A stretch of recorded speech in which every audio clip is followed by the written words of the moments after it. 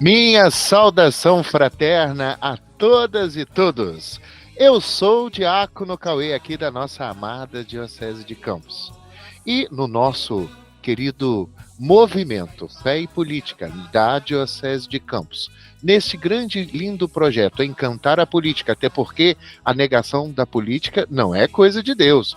Pelo contrário, precisamos encantar a política, porque a luta pelo bem comum é que vai trazer paz, prosperidade, bem-estar, alegria e felicidade para todas e todos.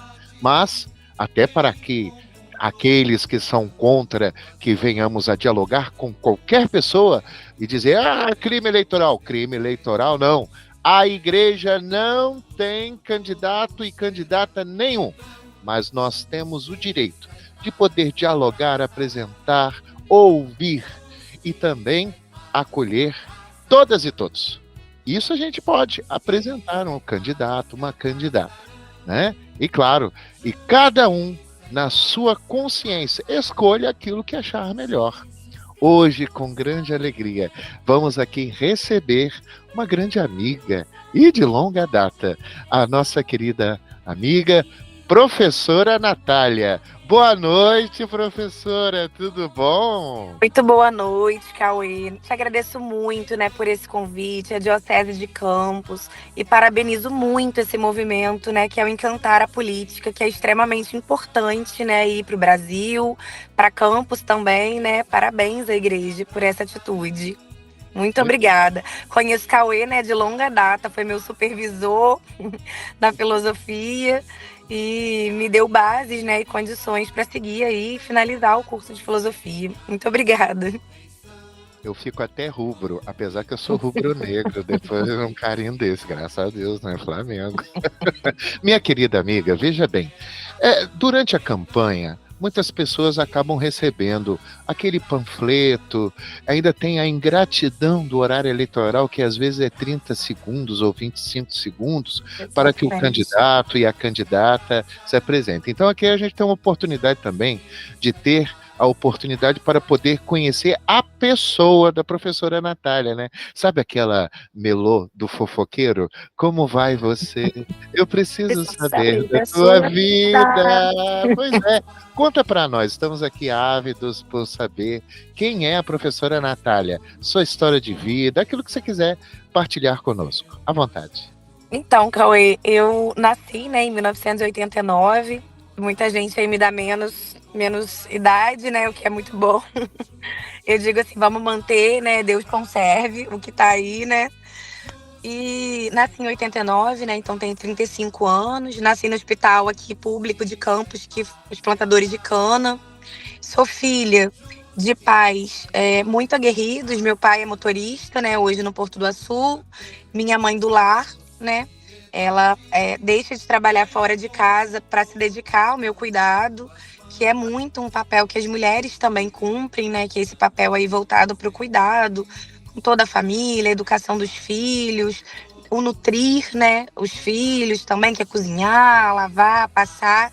E a minha mãe, ela fez isso tudo, que é trabalho, que a gente vem dizendo que é trabalho, porque isso sustenta também o mundo. É um trabalho extremamente relevante e importante.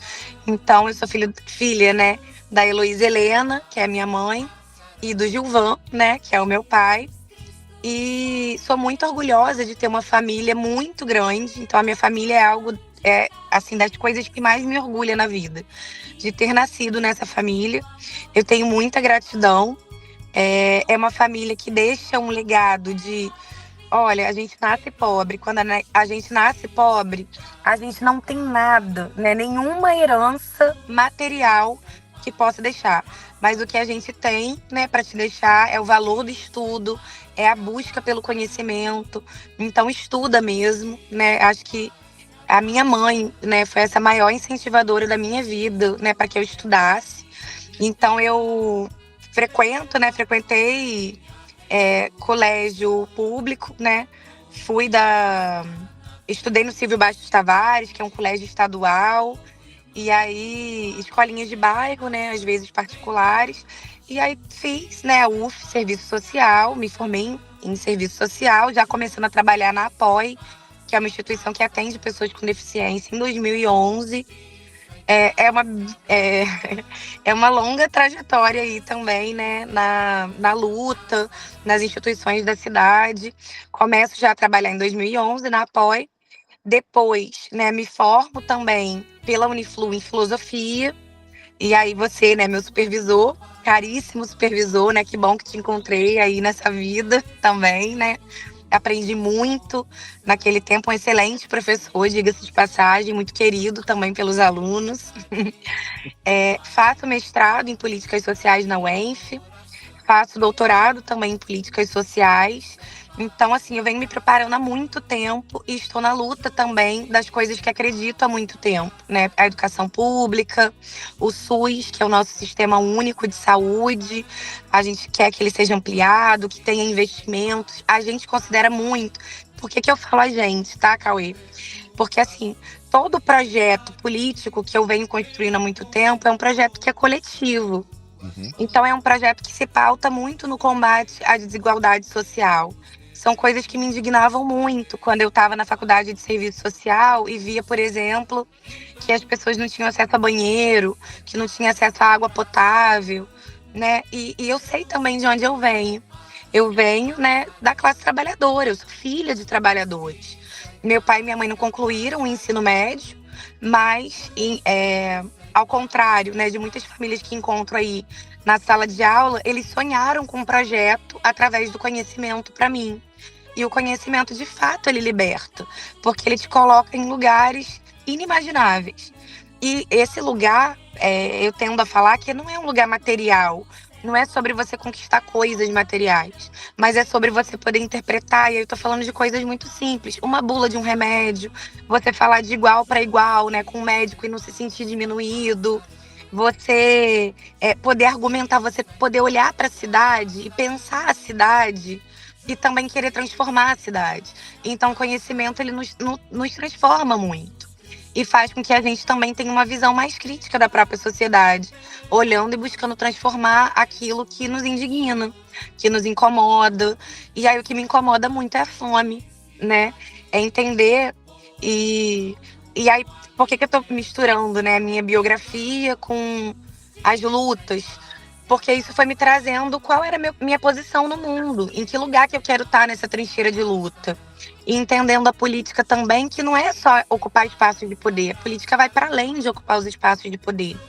A política, né, é o dia a dia, é o cotidiano, é quando você se importa com a coletividade, é quando você disputa coisas, né, que vão impactar ou influenciar na coletividade. Então a gente faz política o tempo inteiro, faz política no nosso bairro, na nossa comunidade, né, na sala de aula, o tempo inteiro a gente faz política. E a gente está negociando coisas e estabelecendo critérios, o que é justo, o que é injusto, né, o que é certo, o que é errado. Então, a minha família também me influenciou muito nisso. Eu tenho uma família, as minhas tias professoras, que sempre incentivaram também a educação, né? E que cuidaram muito de mim, cuidaram como mãe mesmo. Então, eu digo que a minha família é esse lugar de sustento, de proteção, de cuidado e de amor, né? Amor maior que tudo. Então, tenho muito orgulho do lugar que eu nasci, né? E das lutas com as quais eu me identifiquei, né? Nessa trajetória aí. E também gosto muito de falar do papel que as universidades, desculpa, não as universidades, mas que as instituições de ensino tiveram na minha vida. Então, as minhas escolas, por onde eu passei, né, mestrado, doutorado, né, a UENF, a UF, foram instituições extremamente importantes para o meu caráter mesmo, né, para o meu eu no mundo. Até porque uma das questões que se discute na academia é que o conhecimento ele tem que ser voltado para a melhoria da vida do coletivo, né? Então, inevitavelmente, você estava dizendo, eu estava pensando comigo, por que eu estou dizendo isso? Essa questão disso, aí eu estava pensando, é porque faz parte da sua história, do seu despertar para o outro, né? E isso é muito bonito, né? Como você disse, a política não é só, como dizia Maquiavel, não é só ciência do poder, né? Como objeto o poder, mas uma coisa muito cristã que você disse é serviço. Política é Sim. serviço, né? E como é que eu posso estar bem se o outro não está bem? E aí toda a sociedade fica ruim, e aí todos não ficam bem. É uma ilusão, né? Levantar castelos, cercas elétricas, enquanto o outro na rua tá passando fome, você tá ali bem. Não, tá todo mundo ruim, né? Exatamente, Cauê. Inclusive, a sua fala me fez lembrar, por exemplo, dos projetos arquitetônicos, né, de São Paulo, que põem debaixo dos viadutos aquelas estruturas, né, de cimento, Uhum. para não permitir que as populações em situações de rua estejam ali naquele espaço. Então, eu sou cristã, né, também. Eu fui criada, a minha base, né, toda cristã. Eu fui criada no grupo espírita, e Uhum. aí, né, a gente tem a codificação por Kardec, né, na nossa concepção. Uhum. E isso era muito forte também, porque desde muito pequena, desde a barriga da minha mãe frequentando. Então, assim, o que você faz, né, com uma mão que a outra não saiba, se alguém lhe bater numa face virar a outra, essa base também me fundamentou. E eu Uhum. enxergo muito a política como isso, como serviço. Quando você ocupa um espaço, né, que também é um espaço do poder, você está a serviço da população, né, de forma geral. E o entendimento crítico, por exemplo, de entender que nem todo mundo pensa assim, por exemplo, mas que tem gente que quer estar melhor do que o outro, que não aceita abrir mão dos seus privilégios, né? Isso me dói muito, porque não tem problema, não se importa com a fome do outro, não se importa que o outro não consegue acessar direitos básicos, né, como a água, né, como uma água limpa, não consegue acessar direitos básicos como saúde. Isso é tão caro pra gente. Então, quando a gente olha no município e vê as filas crescentes, ou vê alguém que não consegue ter acesso à cirurgia, vê alguém que não consegue ter acesso a transporte decente para transitar na cidade, para ter mobilidade, para acessar saúde, cultura, educação, isso é sofrido, né? Então, assim, dói em mim. Eu gostaria que doesse em todas as pessoas, porque eu acho que se doesse, a gente teria um mundo melhor, sabe? E que a gente não pensasse estar acima, mas estar junto, né? Estar com. Eu acho que essa tem que ser a ideia, né? O estar com. Querida amiga, vamos agora para o segundo bloco, em que eu preciso falar 3 coisas, e aí depois continue muito à vontade. A primeira coisa é entender, e claro, eu sempre vou precisar estar repetindo para ficar bem claro. A igreja não tem nenhum candidato, nenhuma candidata, mas nós temos o direito de conhecer, dialogar e apresentar para que todas as pessoas, de acordo com a sua consciência, escolha quem quiser. Aqui não tem negócio de voto de cabresto, nem nada disso, não. Nós somos éticos. E também, quem gosta de exclusão é o inimigo de Deus. Nós acolhemos a todas, a todos, indistintamente de ideologia, de orientação, opção, pelo quer que seja. Se é uma pessoa, é irmão e é irmã, e todos e todas e todos serão acolhidos aqui por nós, né? Veja, minha querida irmã, veja só, uma coisa muito triste que acontece, e claro, eu entendo que tem gente que acaba fazendo por onde, né, a própria intolerância inversa. Porque eu digo o seguinte, nós religiosos, né, nós igreja, religiosos, nós somos também cidadãos e cidadãs. E dentro do Estado democrático de direito, nós temos o direito também de lutar por aquilo que acreditamos para a vida em sociedade, porque nós também queremos, devemos e podemos colaborar com a vida coletiva. E nós temos princípios, né? Primeiro, porque eu estou dizendo isso? Porque muita gente diz assim, não, você é religioso, você não pode... Não, isso aí é coisa de religião. Eu falei, não, pera lá. Hein? Primeiro que, se tiver qualquer coisa em que um religioso tenha a propor para obrigar as outras pessoas a viver a nossa fé, eu sou o primeiro a ser contra. Porque isso não é de Jesus, é errado. Agora, nós dialogando, debatendo e tendo o direito nosso de defender para a vida em sociedade aquilo que é do bem comum, e etc., nós temos o direito também de sermos ouvidos, né, de sermos acolhidos com respeito, e claro, nós também precisamos fazer o dever de casa, porque a gente sabe que a gente tem que fazer o exame de consciência, né, muitos de nós religiosos ainda precisamos caminhar muito a exemplo de Jesus, né, porque não acolhemos, não dialogamos, mas enfim. Então, um dos princípios, né, das linhas básicas, além da questão da defesa da casa comum, né, que é a questão do meio ambiente, ecologia, você vê que a coisa tá brava, né, porque não vamos mais ficar com um sistema que suga vida e está sugando aí, depois não tem volta. Também a questão da própria amizade social que o Papa Francisco, né, vem nos propor, que a gente pode, é saudável que tenhamos adversários, a gente luta contra ideias, mas nunca contra pessoas, né? Eu tenho adversários, eu não tenho que ter inimigos, porque o inimigo ele é eliminado, o adversário não, a gente debate, e quando a verdade ganha, não existem perdedores. Mas, querida Natália, os nossos princípios, que a gente chama de doutrina social da igreja, são os seguintes: a dignidade da pessoa humana, o bem comum, a solidariedade, a subsidiariedade, a destinação universal dos bens, o trabalho e o direito dos trabalhadores. E como disse também, meio ambiente e a amizade social, né? Bom, isso é uma coisa. Aí pego uma outra questão que minha amiga, por isso que eu peço desculpa, nesse momento eu falo um pouquinho mais, e já vou abrir para te ouvir, porque nós queremos ouvir você, viu? Aí, o grande problema que o Brasil tem é que ainda, eu espero que um dia a gente consiga superar, da população brasileira compreender, e tomara que também nosso povo campista, né, compreender os papéis do poder executivo e do poder legislativo. Gente, o quanto a gente vê um monte de candidato prometendo coisa que é coisa de executivo. Gente, são poderes diferentes e independentes.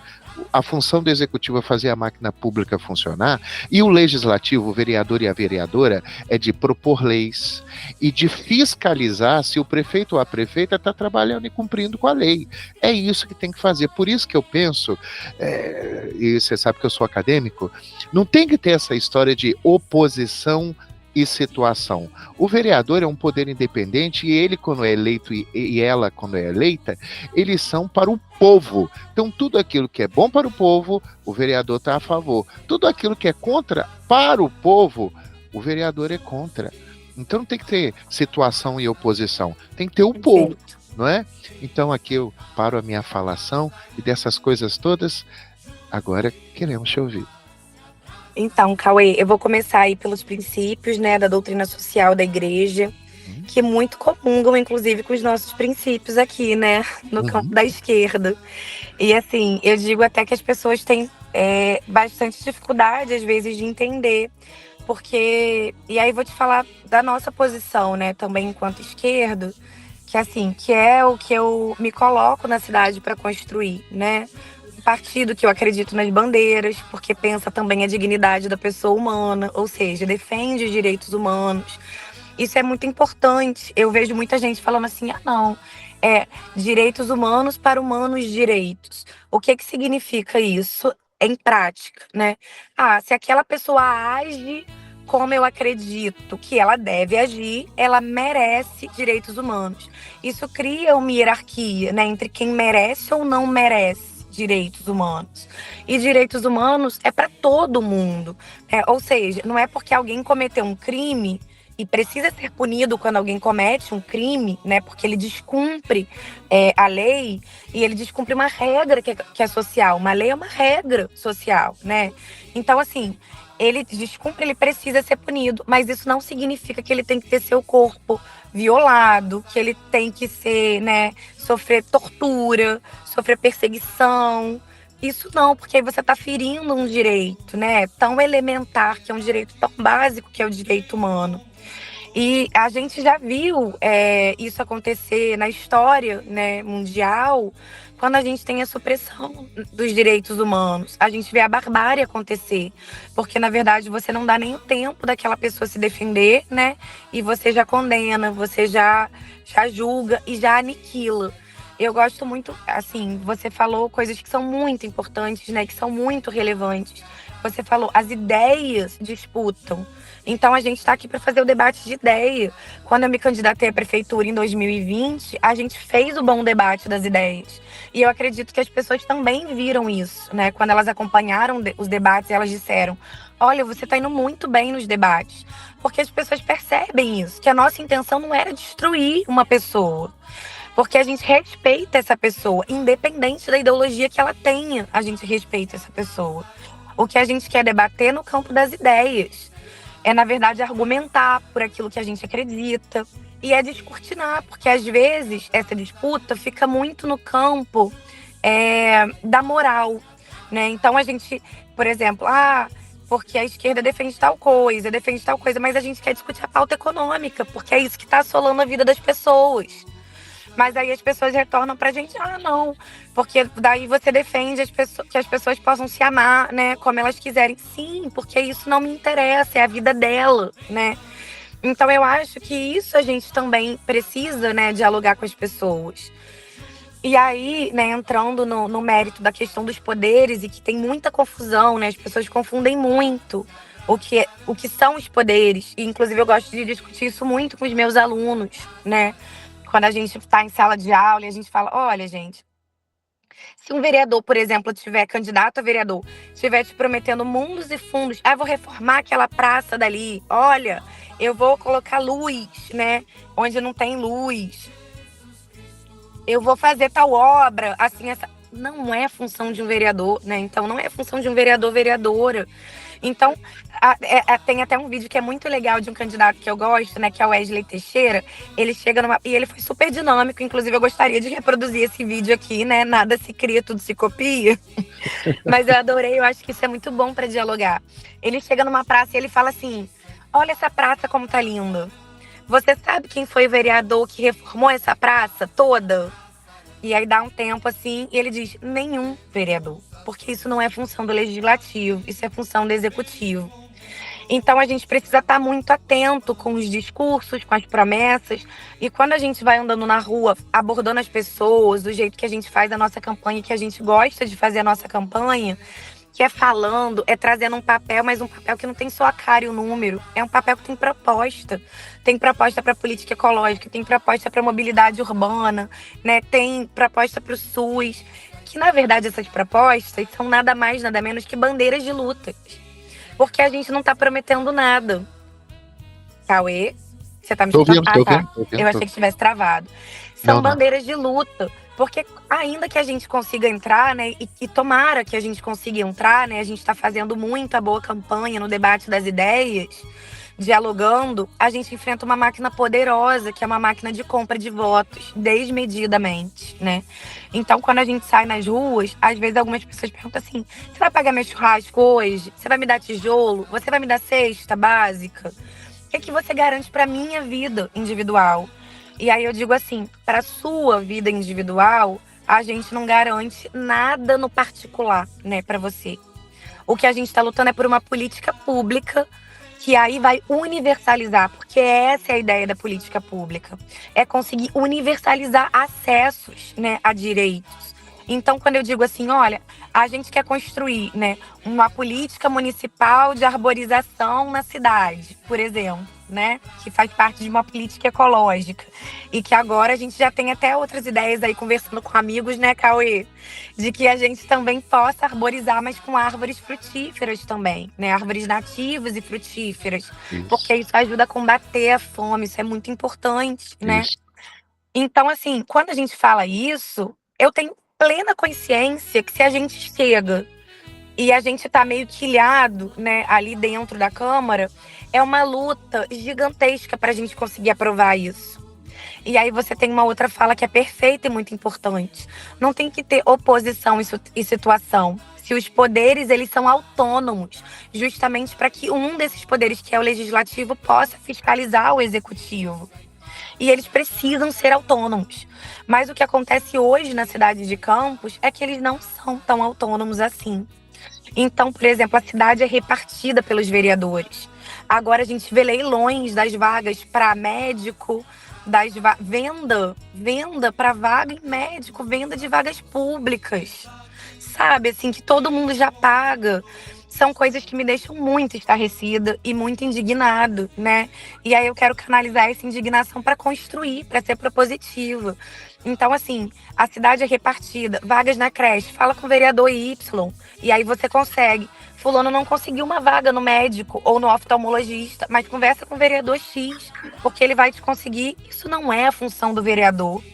Então, assim, isso muito me assusta e fala também de um lugar onde a gente está fazendo essa política, né? E como esse terreno ainda é infértil, mas o quanto a gente vai resistir para plantar as boas sementes nesse terreno, que eu acho que é muito nosso papel também, né, de quem se coloca aqui nessa trincheira para defender a vida, para defender o combate à fome, né, é plantar as sementes e fazer com que elas germinem. A gente não sabe em quanto tempo. Eu espero muito que seja agora, né, que a gente consiga chegar, mas que também sozinha a gente não tem como, né, fazer grandes transformações, porque é luta. E cada vírgula de uma política pública se debate. Um pode ou um deve na legislação. Isso é disputa, isso se debate na Câmara. Uma vírgula se debate, né? Porque o nosso papel é elaborar, é transformar as leis que fazem parte das regras do jogo da sociedade, né? De viver em comunhão aqui onde a gente está. E aí é uma política que a gente vem apresentar de forma diferente, que se pauta, por exemplo, em prestações de contas em praça pública. São propostas que a gente traz. Que toda sexta-feira a gente se reúna e fale o que está acontecendo na Câmara e traga para as pessoas. Que defenda uma lei para o orçamento participativo, em que as comunidades e as pessoas possam definir onde, né, determinada verba vai ser utilizada nos bairros. Isso é fundamental para a gente, né? Que se paute por uma política de mobilidade. São questões que a gente tem muita, já luta. E aí é importante a gente dizer assim, né? Quando o restaurante popular esteve fechado, nos anos da gestão anterior, a gente estava na rua lutando pela reabertura. Então a gente está na luta há muitos anos, né? Eu ajudei a fundar o pré-vestibular comunitário da UF, junto com outros amigos do centro acadêmico, porque a gente acredita na educação e na educação pública. Então esse pré dá acesso a alunos de escola pública para estudarem, para se capacitarem, para tentar, né, um vestibular e passarem na universidade. Então isso me dá muito orgulho de saber, assim, um mandato, se a gente chegar e se a gente tiver, ele é transitório, mas que a gente vai continuar na trincheira de luta que a gente acredita, defendendo as posições que a gente acredita, né, e lutando por isso. Então, quando você fala assim, não tem situação ou oposição, isso é muito importante, porque a cidade ela não pode estar partida na mão dos vereadores. E isso, inclusive, é espúrio, porque depois quem é que vai? E é a dança das cadeiras. E aí você percebe, quando um vereador sai de situação para oposição, várias pessoas são exoneradas, né, no Diário Oficial. E aí sai. O que isso significa? Né? Que ele indica, né, as pessoas que estão trabalhando nas repartições públicas. E aí qual vai ser a autonomia também para ele fiscalizar os atos do executivo, que é o papel do legislativo? Então, isso tudo é muito caro para a gente, né? E discutir isso com as pessoas é fundamental. E é o que a gente vem fazendo aí, nesse trabalho de rua, de abordagem, né? Cauê, só gostaria de pontuar uma outra coisa. Quando você fala assim, né, da solidariedade, como uma base, né, que também é uma base da doutrina social, né, da igreja. Uhum. E a gente defende muito isso. A gente, inclusive, defende que a solidariedade esteja acima do lucro.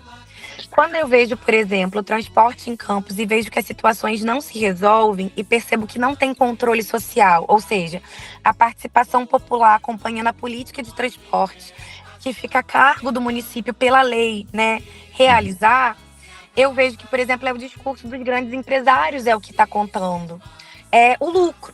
Se naquele lugar lá eu não vou passar, porque não tem tanta gente no ponto. Então eu vou receber menos. Logo, eu espaço os horários do ônibus, eu não passo no final de semana naquele determinado bairro, ou na Esplanada, só tem ônibus até às 8 e van, porque não é interessante para mim, não é lucrativo. não pode ser o lucro acima da vida das pessoas. E isso também é trabalhar com a solidariedade, né, na política. É dizer que a política e a vida das pessoas, né, as necessidades concretas da vida real das pessoas precisa estar acima do lucro. Então isso é algo que é muito forte, né, e que a gente vem defendendo aí as candidaturas, onde a gente se apresenta. Muito bem.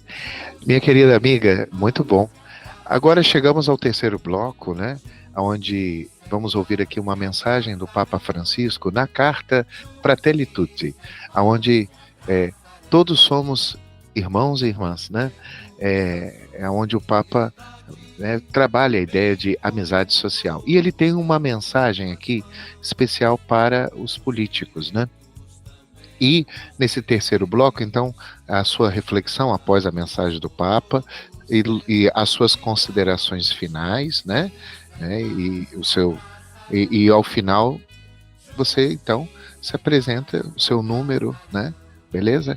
E aqui na mensagem um olhar especial para o finalzinho dela, num pesado exame de consciência. O Papa Francisco é extraordinário. Maravilhoso. Extraordinário. Então, na carta encíclica Fratelli Tutti, no número 197, ele diz assim: vista desta maneira, a política é mais nobre do que a aparência, o marketing, as diferentes formas de disfarce da mídia. Tudo isso semeia apenas divisão, inimizade e um ceticismo desolador, incapaz de apelar para um projeto comum. Ao pensar no futuro, alguns dias as perguntas devem ser: para quê? Para onde estou realmente indo? Passando alguns anos, ao refletir sobre o próprio passado, a pergunta não será: quantos me aprovaram? Quantos votaram em mim? Quantos tiveram uma imagem positiva de mim? As perguntas, talvez dolorosas, serão, e aqui a nossa atenção, né, para um exame de consciência que o Papa chama, né? As perguntas, talvez dolorosas, serão: quanto amor coloquei no meu trabalho? Em que fiz progredir o povo? Quantas marcas deixei na vida da sociedade? Quantos laços reais construí? Que forças positivas desencadeei? Quanta paz social semeei? O que produzi no lugar que me foi confiado? Então, querida irmã, à vontade, né, a sua reflexão aqui na mensagem, depois considerações finais e, por fim, o seu número. Cauê, que mensagem linda, né? E é uma mensagem, assim, eu adoro o Papa Francisco, né? Eu acompanho e assim, gosto muito, eu tenho muito apreço por tudo que ele agrega, né? Por tudo que ele faz progredir a humanidade e o quanto isso é necessário, que são as perguntas que ele também deve se colocar, né? O quanto fiz progredir, que também enxerga a política como um lugar comum, né? Assim, um lugar de pensar a coletividade, né? E de trazer essa responsabilidade para quem ocupa esses espaços e para quem faz, né, a política. E são perguntas que eu sempre trago, né, também assim no meu coração, porque eu falo, eu não posso decepcionar todas as pessoas que confiam nesse projeto. Esse projeto que hoje eu levanto a bandeira não é meu projeto, né? As ideias que estão aqui representadas tampouco são minhas. Elas são ideias que foram construídas a partir de conversas, de diálogos, de escuta com as pessoas que vivenciam problemas, né, reais da cidade. Então, eu sempre fico pensando, se for para chegar, que a gente chegue junto. Que esse mandato realmente possa ser permeado pelas lutas populares e que ele se traduza em ações concretas e de gabinete aberto, mas de ações concretas para a vida das pessoas e que transforme vidas. Então é o quanto de amor eu coloco naquilo que eu faço. E eu me emociono e me lembro da fala também de Cora Coralina. Eu não sei se a vida é curta ou longa demais. Eu só sei que nada do que fazemos tem sentido se não tocarmos também o coração das pessoas.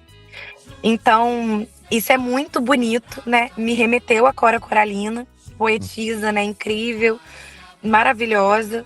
E é sobre isso. É sobre também encantar através do que a gente faz. E aí é sobre passar toda a verdade e aquilo que a gente acredita.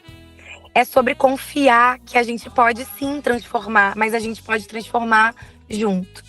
Então, hoje eu falava, né? Foi a nossa última reunião aqui de mobilização, até sair, e peço perdão aí, desculpa, né? A todos que estão nos assistindo também, que estou no carro ainda. A gente não tem muita hora para voltar, porque a gente sai, né, de manhã e a gente só vai voltar na madrugada, né? Em campanha. E é fazer o melhor que a gente puder, onde a gente estiver colocado. E eu trago muito isso nas minhas ações, seja no meu trabalho, enquanto professora, seja, né, trabalhando como assistente social. Para mim, não tem sentido se a gente não puder olhar no olho das pessoas e dizer: não só conte comigo, mas esteja comigo, né? Assim, esteja comigo para realizar. E é muito bom. Eu acho que se todo mundo que ocupar esse espaço do poder percebesse o quanto é fantástico e o quanto é leve, quando a gente, na verdade, conta com o outro, porque a decisão não é só sua. O peso sai, né, das suas costas quando você consegue também traduzir princípios que são princípios democráticos para um mandato, para uma gestão, seja gestão escolar, né, seja o conselho de assistência que eu tive a oportunidade de presidir, fui vice-presidente.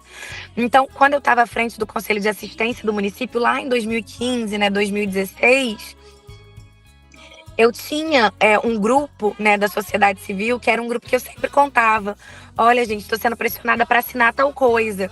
Devo ou não assinar? Como respondo, né? De que forma respondo? Porque não é um projeto que é meu, né? Então, isso também ajuda a despersonalizar. Isso é muito importante em política, né? Que as coisas sejam coletivas, que o poder seja popular. Do povo, né, para o povo. Então, quando a gente fala em prestar conta, em ter orçamento participativo, em ter plebiscito, em ter referendo, e que a gente também vai lutar por isso, é porque a gente está incentivando, inclusive, a participação social, né? E isso para a gente é muito importante, que as pessoas estejam juntos e que o poder seja partilhado. É uma visão de política que se traduz na partilha do poder e não na centralização do poder. Então é por isso que a gente quer lutar, né? Essa carta é lindíssima do Papa. E eu sempre me coloco essas questões, Cauê, porque eu não pensava em ser candidata. Eu pensava sempre em estar nos bastidores da política, fazendo política como eu sempre fiz. E quando eu recebi o convite para ser candidata a vereadora em 2020, eu falei não, primeiro. Eu disse que eu não queria. E levei um ano pensando e me colocando essas questões. Posso contribuir? Devo contribuir? De que forma quero chegar, né? De que forma quero contribuir? E aí eu chego com o coração tranquilo agora para dizer que, por exemplo, eu recebi diversos convites, né, de partidos para estar em outros lugares e talvez com possibilidade eleitoral maior. Mas a minha consciência me diz que eu tenho que estar aqui, né, construindo aquilo que eu acredito. Porque não interessa chegar, mas interessa como a gente chega, com quem a gente se compromete, o que a gente defende. Então, é isso, né? Colocar amor naquilo que a gente faz.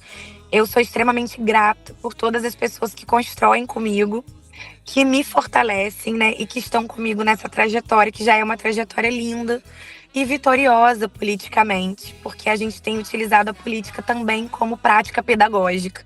Então, isso para mim é muito feliz, né? Eu sou a Natália, nome, né, professora Natália, que defendo muito a educação pública. Acho que a nossa educação pode muito, que ela é o lugar, né, da potência de incentivar a liberdade, a autonomia, de incentivar o crescimento das pessoas. Eu começo falando de educação e como fui incentivada e como quero que a educação também transforme a vida das pessoas. A vida, o eu subjetivo, mas também a nossa coletividade. Então, professora Natália, né, e o meu número é 50123. Muito bem, excelente. Muito obrigada. apresentada a nossa querida irmã e amiga, professora Natália. Por haverem a grande questão, né? Nós estamos aqui, daquilo que queremos acolher todas as pessoas que a gente tiver condição, porque tem que ter condição da minha agenda, até porque eu trabalho, preciso do meu ganha-pão e do candidato. Veja, professora Natália está dando essa entrevista para nós, esse diálogo conosco, dentro do carro. Por causa do corre, gente, o corre. Mas eu digo para você, meu irmão, minha irmã, que é candidato, que é candidata, esse espaço está aberto. Tendo condição de agenda, será uma grande alegria também conhecer você para poder dialogar. Muito bem, professora Natália, desejamos que tudo corra bem, viu? Está aí apresentada a toda a comunidade, né, da Igreja Católica de Campos dos Goytacazes e das pessoas de bem, né? E aí e agradecemos muito nesse projeto Encantar a Política, né? Porque aqui a igreja não tem voto de cabresto, não tem nada disso. Aqui a gente apresenta e cada pessoa vota segundo a sua consciência. É isso que é importante, criar espaços democráticos e saudáveis para poder ter isso. A verdadeira política, né? O coletivo, o diálogo e etc. Agora, uma despedida sua? Cauê, eu agradeço, sim, imensamente, né, pelo convite. Acho que esse espaço é muito importante, né? É um momento muito importante também para o Brasil, para nossa cidade, que ainda é uma cidade onde a gente vê tanto voto de cabresto, né? Que é o que você vem falando, que assim, é muita compra de voto. Então a gente quer também fazer frente a essa forma, né, de chegar no poder. E a gente quer dizer que a política pode sim encantar, que ela pode ser simples, que ela pode ser pé no chão. E a gente está aí dizendo que agora é a nossa vez.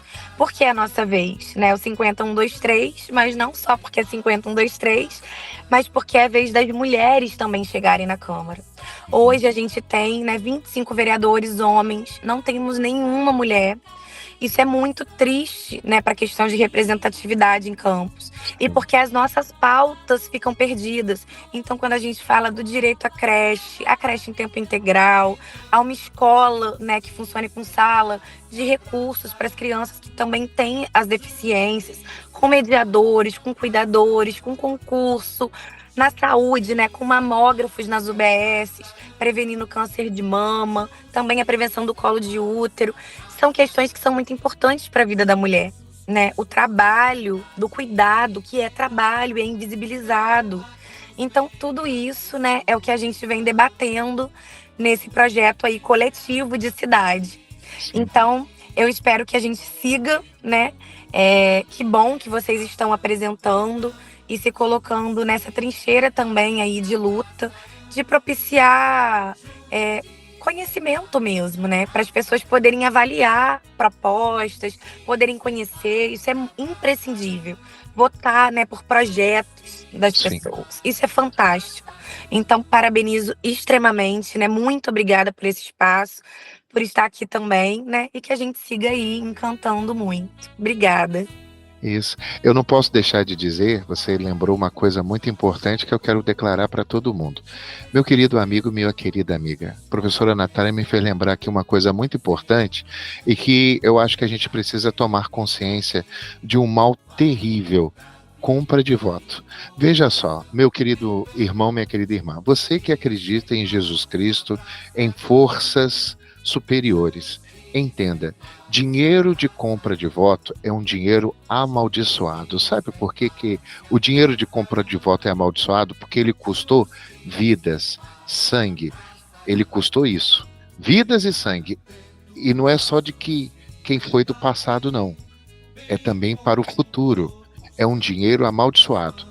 Custou vida, sangue, sofrimento de vidas. E vai custar mais vidas, mais sangue e mais sofrimento. Esse dinheiro de compra de voto é dinheiro amaldiçoado. Muito bem. Transmito a bênção de Dom Roberto Francisco, nosso bispo diocesano, né? E nós lutamos por isso. Uma campanha, uma eleição, né? Uma campanha ética, limpa, honesta, né? E que o bem comum vença sempre. o bem para todas e todos. Agradecemos novamente, viu?